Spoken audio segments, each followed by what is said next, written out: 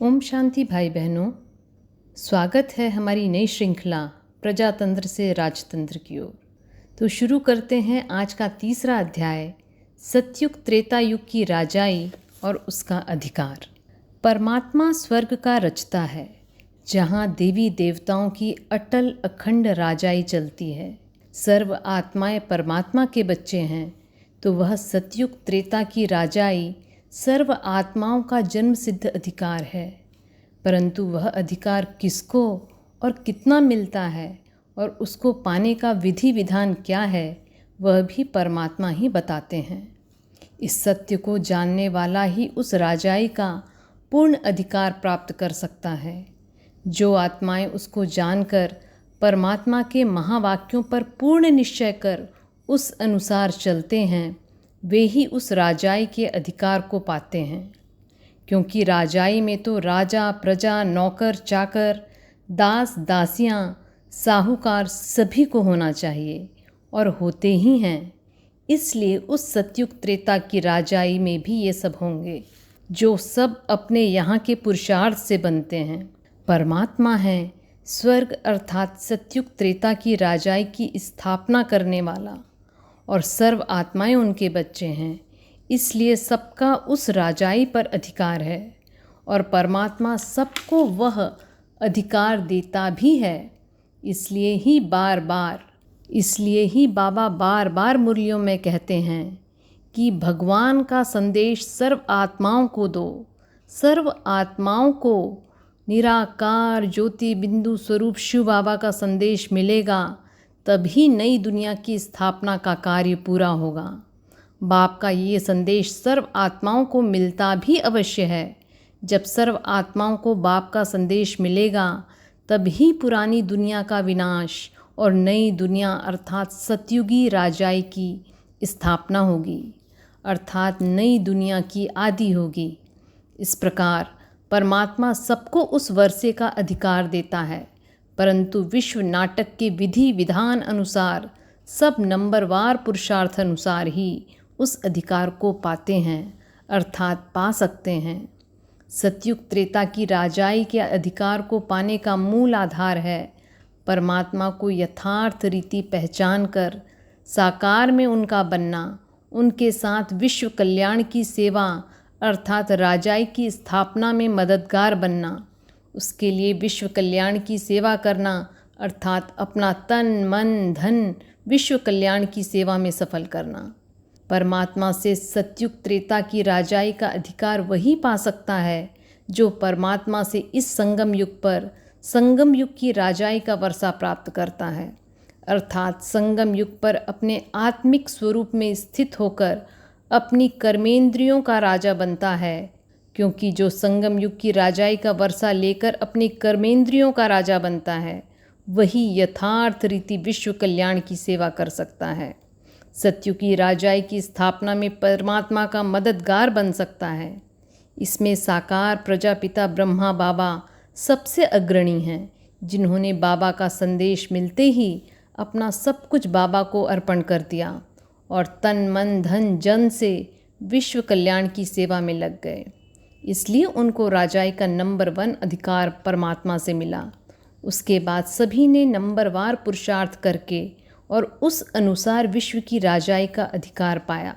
इस प्रकार हम विचार करें तो सतयुग त्रेता की राजाई में आत्माएं चक्रवर्ती राजा रानी, साधारण राजा रानी, शाही परिवार में और फिर प्रजा में अपने संगम युग पर किए गए ज्ञान योग धारणा सेवा चारों में किए गए पुरुषार्थ के आधार पर ही परमात्मा से अधिकार प्राप्त करते हैं। 28/9/2010 के साकार बाबा के रिवाइज्ड महावाक्य हैं, तुम समझते हो इस पुरानी दुनिया का विनाश हो तब तो स्वर्ग की राजाई मिले। अभी अजुन राजाई स्थापन नहीं हुई हैं। हाँ, दिन प्रतिदिन राजा बनती जाती है। जो बाप हमको राज तिलक का हकदार बनाएं और सबका विनाश करा देते हैं, ऐसे बाप को याद करना चाहिए ना। ये नेचुरल कैलेमिटीज़ भी ड्रामा में नूंधी हुई है, इसके बिगैर दुनिया का विनाश हो नहीं सकता है। 29/9/2010 के साकार बाबा के महावाक्य हैं। बाबा कहते हैं, तुम बच्चे जानते हो कि हम अभी अपना स्वराज्य स्थापन कर रहे हैं। हम इस पढ़ाई से राज्य पाते हैं। नई दुनिया जरूर स्थापन होनी है। ड्रामा में नूंद है तो तुमको कितनी खुशी होनी चाहिए। भारत फिर से स्वर्ग बनना है। सतयुग में एक ही धर्म था। बाप तो सभी का है ना, सबका हक है बाप से वर्षा लेने का। 29/9/2010 के ही साकार बाबा के रिवाइज्ड महावाक्य हैं। कितने भी विघ्न पड़ें, तूफान आए, परंतु तुमको डरना नहीं है, क्योंकि नए धर्म की स्थापना होती है ना। तुम गुप्त राजधानी स्थापन कर रहे हो। तुमको श्रीमत पर चलकर आप ही अपने को राज तिलक देना है। इसमें अपना हट चल ना सके। मुफ्त में अपने को घाटा नहीं डालना चाहिए। बाप कहते हैं, बच्चे सर्विसेबल और कल्याणकारी बनो। 1/10/2010 के साकार बाबा की रिवाइज्ड महावाक्य हैं, कर्म करते हुए बाप को याद करना है। पुरुषार्थ का ही फल मिलता है। यह मेहनत करनी है। ऐसे ही थोड़े ही सिर पर ताज रख देंगे। बाबा इतना ऊंच पद प्राप्त कराते हैं तो कुछ तो मेहनत करनी होगी। बिल्कुल सहज है, बुद्धि में रहे। शिव बाबा से ब्रह्मा द्वारा हम यह बन रहे हैं।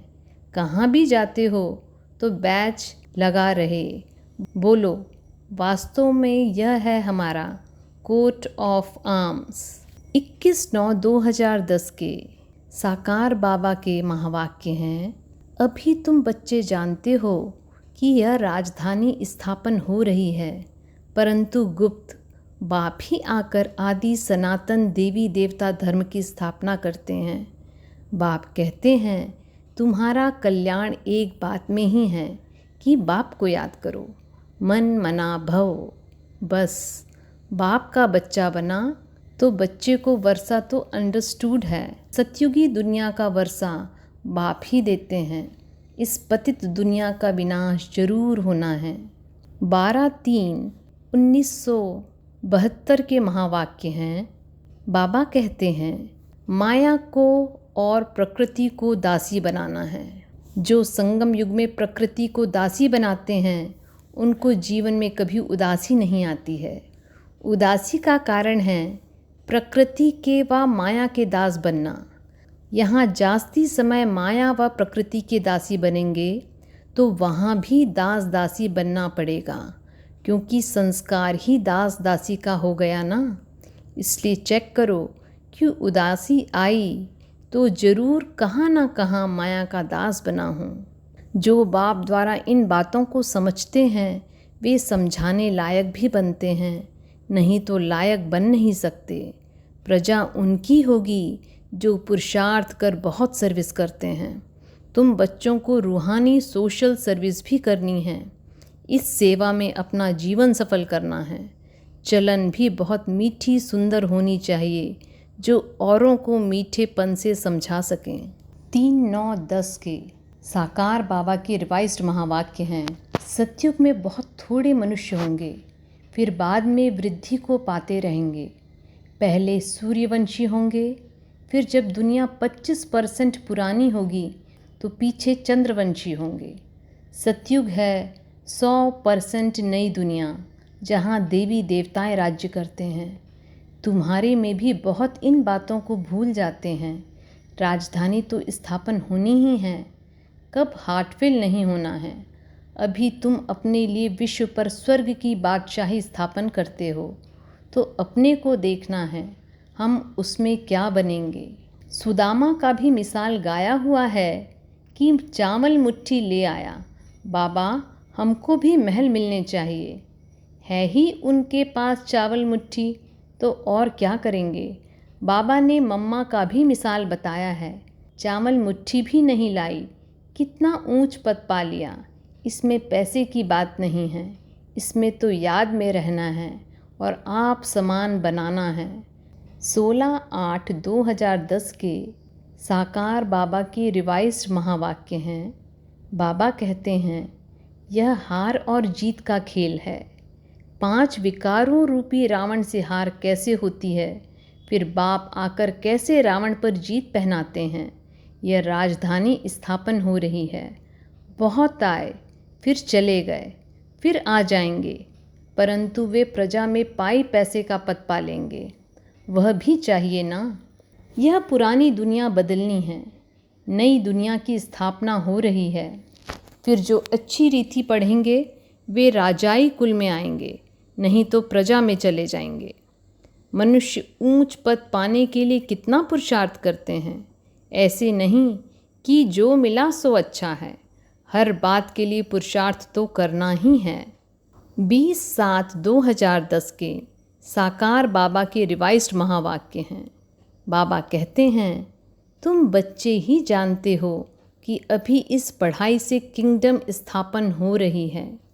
जो अच्छी रीति पढ़ते हैं और श्रीमत पर चलते हैं वे हाईएस्ट बनते हैं, और जो बाप की निंदा कराते हैं वे प्रजा में बहुत कम पद पाते हैं।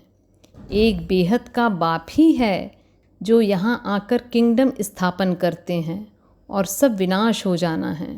30/6/2010 के साकार बाबा की रिवाइज्ड महावाक्य हैं। सब बच्चे बहुत समय देहाभिमानी होकर रहते हैं। मनुष्य देही अभिमानी अर्थात आत्म अभिमानी हों तो बाप का यथार्थ परिचय हो, परंतु ड्रामा में ऐसे है नहीं। बाप रचता है तो जरूर हम बच्चों को नई दुनिया की राजधानी का वर्षा होना चाहिए। स्वर्ग का नाम भी भारत में मशहूर है, परंतु स्वर्ग को यथार्थ रीति समझते नहीं हैं।